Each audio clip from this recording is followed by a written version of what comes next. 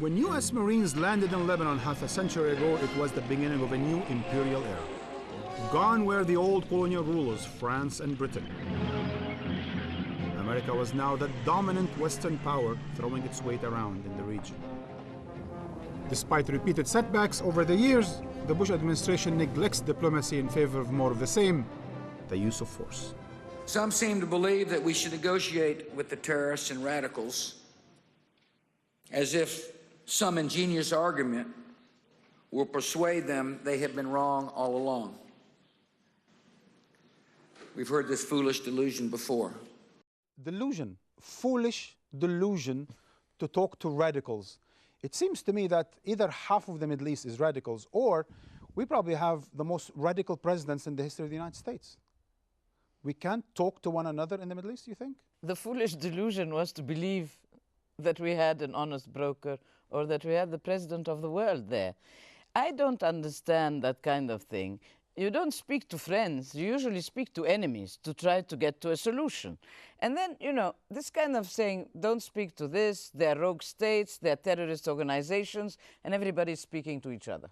You know, the influence that the United States had on its allies not to speak to this and not to speak to that is what got us where we are. Whereas many analysts in the United States itself, and the report that came out, you know, the Baker report, said that you should speak to Iran, that you should speak to Syria, that you should get to the negotiating table and discuss, for God's sake. What's the point?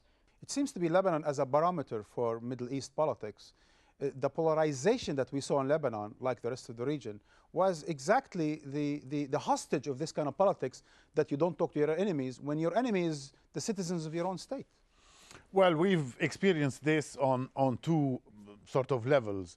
The most recent one was the American delusion of the lack of ingenious words that would change people's behavior.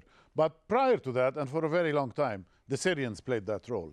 The Syrians did not allow intercommunal or across political parties discussions. And the second reason that did not happen in the last 2.5 years, or since the assassination of Rafiq Hariri, was the American influence and insistence that this is not something on offer. Ambassador Hetti, in Paris, it seems that today the party that's taking us away from what apparently is a negative American influence in terms of diplomacy is Paris. President Sarkozy apparently has invited Prime Minister Olmert and President Assad into Paris next month in order to talk, or perhaps at least to meet or sit on the same table. Could France play a more positive role? There are many elements that allow actually France to think that it could play a very active role, or a role as active as the role that it played at one point of time in the past history of Lebanon and in the region. One basic element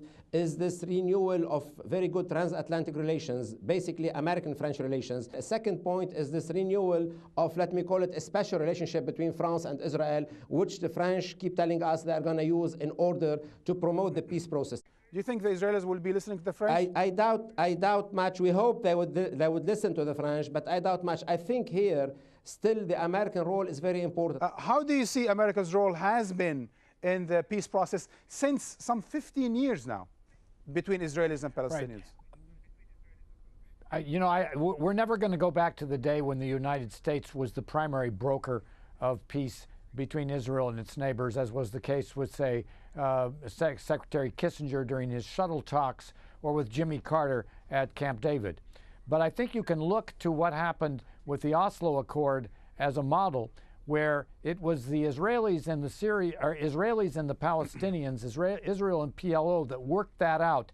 But then it was blessed, supported, and reinforced by President Clinton and the Clinton administration. Actually, Ambassador Mack, when we just heard just a little earlier, when President Bush was telling the Israelis, you don't talk to the radicals, the Israelis themselves were sitting down with the Syrians apparently in Ankara. Well, you know, it's funny, the U.S. media all assumed that he was taking a poke at Jimmy Carter and putting a shot across the bow of Barack Obama. But in fact, of course, it was directed at the Israelis, and the Israelis simply ignored him. Now, the challenge for the next administration is going to be how the U.S.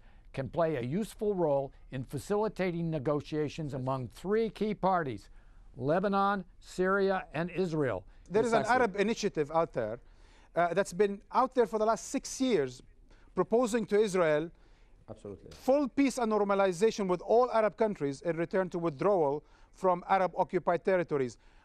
What is the future of this Arab initiative? This initiative cannot stand on its own forever. What's happening in the territories currently would make practically impossible in 1 year time, and of course more than a year time, to have a viable Palestinian state being created because of the demographic and geographic changes that Israel is creating as a fait accompli in the territories. What I believe at this stage is needed is to have the Arab Peace Initiative, which is the most comprehensive and most realistic initiative in terms of addressing all aspects and all tracks of the conflict. We need comprehensiveness in this approach. We don't need to play one track against the other, as the Israelis have been trying to do. I'm sure you probably picked up on the title, Ambassador Mack. Our title, of course, The Audacity of Hope, is a title that comes from candidate Obama's second book. Do you think we should be, or could be, audacious enough to hope that American policy will change under the next administration in the Middle East? I'm reassured that some of the panelists would agree with me that the United States is not beyond hope. And I have no doubt that with a different kind of leadership from the top, the U.S. will find a role that it can play in support of other key players. Jamil, it seems that if we understand correctly from Ambassador Mack, it's going to be very hard to depend anytime soon on any positive American role in Lebanon, and that's where our starting point is. Do you think the Lebanese will be able to get it right on their own this time? Lebanon has always been in the eye of the international conflict in the region. So the American influence is not going to go away. French influence is not going to go away. The crosswinds of regional influences are not going to go away. Question, will this have the devastating effect diplomatically that the Bush administration's policy has? I don't think, even by design and by will, anybody could do that. Can the Lebanese take responsibility? I think this is a situation that we'll watch. We'll sit and watch. Professor Mona Makram Abeid, do you think after Doha now we have I think more possibilities? There is a trend that has started, and I don't think this trend will be stopped.